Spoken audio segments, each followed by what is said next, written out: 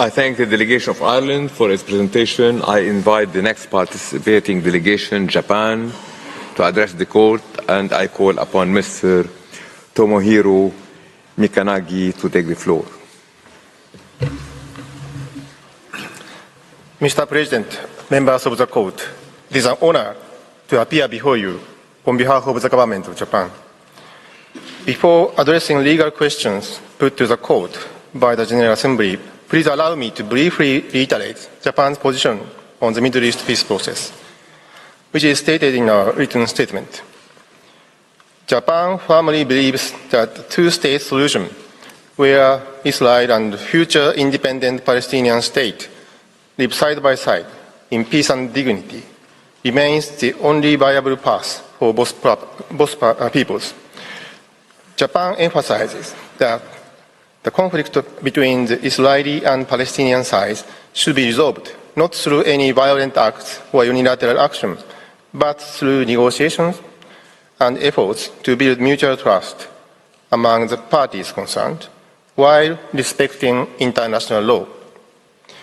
Now, in the following oral submissions, Japan wishes to focus exclusively on the issues relating to the acquisition of territory by force, insofar as they are relevant to the questions put to the court by the General Assembly.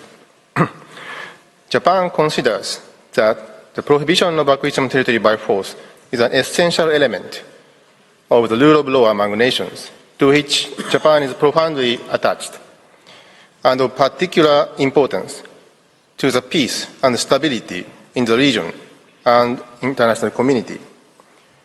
Japan believes that this prohibition provides an important safeguard for the international community against the return of rule by force. UN General Assembly Resolution 2625, which is commonly called Friendly Relations Declaration, states that, I quote, "No territory acquisition resulting from the threat or use of force shall be recognized as legal," end of quote. The court clarified in the War Advisory Opinion that the illegality of the acquisition of territory by force is a corollary of the prohibition of use of force incorporated in the UN Charter. In the same vein, on 18 April 2023, G7 foreign ministers under Japanese presidency reaffirmed this prohibition. The relevant paragraph of the communique stated, I quote, "The prohibition on the acquisition of territory resulting from the threat or use of force, reaffirmed in the Friendly Relations Declaration of 1970, should be observed in good faith," end of quote. Our statement today consists of three parts. First, I will address the issue of which territory the prohibition of acquisition of territory by force applies to. In the second part, Professor D.ワカンドwill speak about what constitutes acquisition by force. In the third part, Professor Akande will examine the relationship between this prohibition and the right to self-defense. Mr. President, let me begin with the first point that Japan wishes to make. The prohibition of territorial acquisition by force does not apply only to territory of states within settled or internationally recognized borders.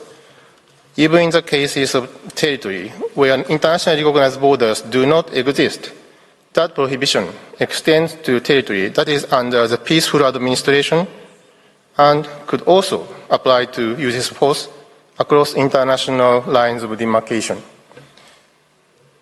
The paragraph of the Friendly Relations Declaration relating to the principle of non-acquisition of territory by force state that, I quote, "The territory of a state shall not be the object of acquisition by another state," end of quote. It is not surprising to find the focus on attempts by states to acquire territory of another state. As an example, in October 2022, the UN General Assembly condemned attempted illegal annexation of 4 regions of Ukraine. In that situation, the prohibition of acquisition of territory by force clearly applies to those territories as they are within internationally recognized borders of Ukraine. However, Friendly Relations Declaration seems to go further than acknowledging the prohibition of acquisition of territory within the internationally recognized border of states by force.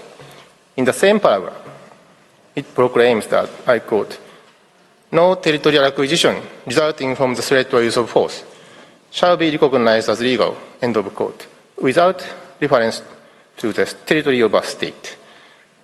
Japan takes the position that where sovereignty over a territory is not internationally recognized, but where the territory is under peaceful administration by a state that has not itself occupied the territory by force, the prohibition of acquisition of territory by force applies also. This principle follows from the reasoning adopted in the decision of the Eritrea Ethiopia Claims Commission. As this court has recognized in the all advisory opinion, the prohibition of territorial acquisition force follows from the prohibition of force. Therefore, the scope of the prohibition should be determined with reference to the interpretation of Article 2, Paragraph 4 of the UN Charter. Eritrea Ethiopia Claims Commission found that Eritrea violated Article 2, Paragraph 4 of the UN Charter by attacking and occupying in 1998 the town of Badme, which the Commission found was under peaceful administration by Ethiopia at the time. In this regard, the G7 Foreign Ministers' communique in April 2023 also stated, I quote, we strongly oppose any unilateral attempt to change the peacefully established status of territories by force or coercion anywhere in the world. End of the quote. Furthermore, Friendly Relations Declaration states that, I quote, every state likewise has a duty to refrain from the threat or use of force to violate international lines of demarcation, such as armistice lines established by or pursuant to an international agreement to which it is a party or which it is otherwise bound to respect. End of quote. This declaration indicates that the prohibition of acquisition of territory by force could also apply to a territory where internationally recognized borders do not exist, but where parties are bound to respect certain international lines of demarcation. Article 2, Paragraph 4 of the UN Charter itself refers to the purposes of the United Nations, and Japan takes the position that Article 1, Paragraph 1 of the UN Charter must constitute an important context and object and purpose for the interpretation of Article 2, Paragraph 4. The Security Council has primary responsibility for the maintenance of international peace and security, and its view should be given significant weight in determining whether the prohibition of acquisition of territory by force applies to our territory.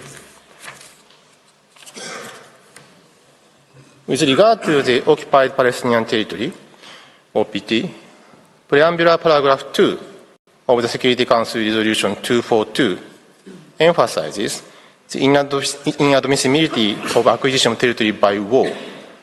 It also reaffirmed that the fulfillment of Charter principles requires the establishment of a just and lasting peace in the Middle East, which should include the application of principles, including, I quote, withdrawal of Israel armed forces from territories occupied in the recent conflict, end of quote.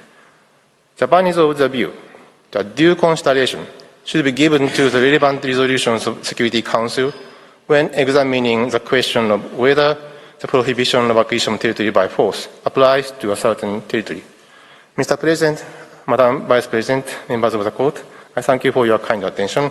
I would now like to give the floor to Professor Akande. I thank Mr. Tomohiro Mika Nagi. I now give the floor to Professor Dapo Akande. Professor, you have the floor. Mr. President,